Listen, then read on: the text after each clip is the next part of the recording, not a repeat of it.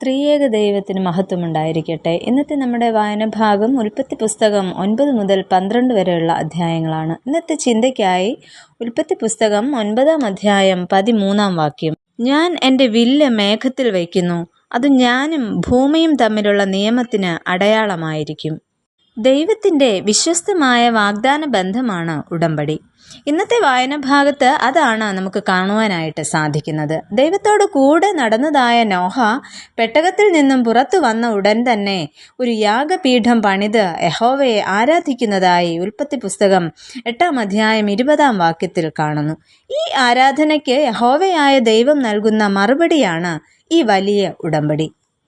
ഇനി സകല ജഡവും ജലപ്രളയത്താൽ നശിക്കുകയില്ല, ഭൂമിയെ നശിപ്പിപ്പാൻ ഇനി ജലപ്രളയം ഉണ്ടാകുകയുമില്ല എന്ന് ഞാൻ നിങ്ങളോട് ഒരു നിയമം ചെയ്യുന്നു.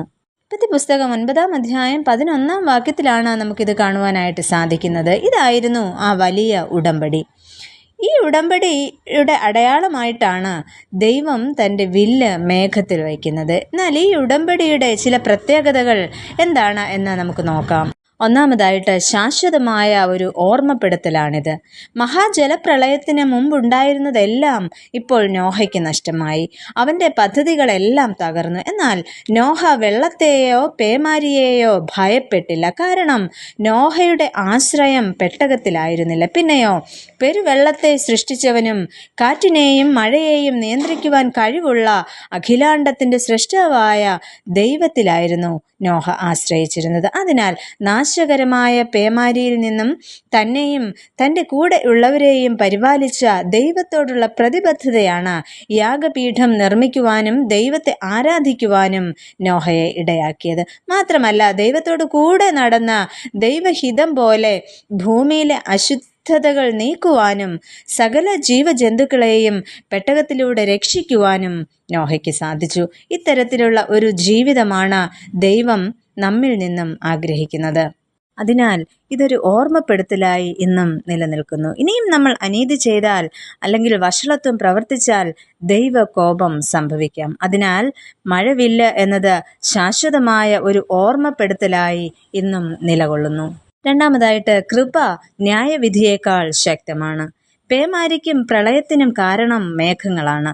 മേഘാവൃതമായ സമയത്ത് കാറ്റും ഇടിമിന്നലും ഒക്കെ ഉണ്ടാകാറുണ്ട്. അതുപോലെ തന്നെ നമ്മുടെ ജീവിതത്തിലും പ്രശ്നങ്ങളും പ്രതികൂലങ്ങളും ധാരാളമുണ്ട്. പ്രതികൂലങ്ങളുടെ നടുവിൽ നമ്മെ കൈവിടാത്ത ഒരു ദൈവമുണ്ട്. നമ്മുടെ കുറവുകൾക്കൊത്തവണ്ണം നമ്മോട് പ്രതികാരം ചെയ്യാത്ത, നമ്മോട് ക്ഷമിക്കുന്ന ദൈവിക സ്നേഹമാണ് നമുക്ക് മഴവില്ലിൽ കാണുവാനായിട്ട് കഴിയുന്നത്. അതിനൊരു കാരണമുണ്ട്. ഉൽപ്പത്തി പുസ്തകം 8-ാം അധ്യായം 21-ാം വാക്യത്തിൽ പറയുന്നു, മനുഷ്യന്റെ മനോനിരൂപണം ബാല്യം മുതൽ ദോഷമുള്ളത് ആകുന്നു. ഞാൻ ചെയ്തതുപോലെ സകല ജീവികളെയും ഇനി നശിപ്പിക്കയില്ല എന്ന ദൈവം ഒരു തീരുമാനമെടുക്കുന്നു. ഇവിടെ ദൈവം നമ്മോട് ദയ കാണിക്കുകയും നമ്മിൽ കൃപ പകരുകയും ചെയ്യുന്നു. മാത്രമല്ല, അവൻ വാക്ക് മാറാത്തവനാണ്. ഈ ദൈവകരങ്ങളിലേക്ക് നമ്മെ താഴ്ത്തി സമർപ്പിക്കാം. കുറവുകളെ നമുക്ക് ഏറ്റുപറയാം. നമ്മുടെ പാപങ്ങൾക്കൊത്തവണ്ണം നമ്മോട് പകരം ചെയ്യാത്ത ദൈവത്തിൻ്റെ കരങ്ങളിലേക്ക് നമുക്ക് നമ്മെ സമർപ്പിക്കാം. കഠിനമായ ന്യായവിധിക്കല്ല, ദൈവകൃപയ്ക്ക് ഓഹരിക്കാരാകുവാൻ നമുക്ക് ശ്രമിക്കാം. അങ്ങനെ നമ്മോട് കൂടെ ഇരിക്കുന്ന ദൈവത്തെ രുചിച്ചറിയുവാനും അവൻ്റെ മഹത്വത്തെയും കൃപയെയും മനസ്സിലാക്കി തിരുഹിതപ്രകാരം ജീവിപ്പാനും ദൈവം നമ്മെ ഏവരെയും ശക്തീകരിക്കട്ടെ.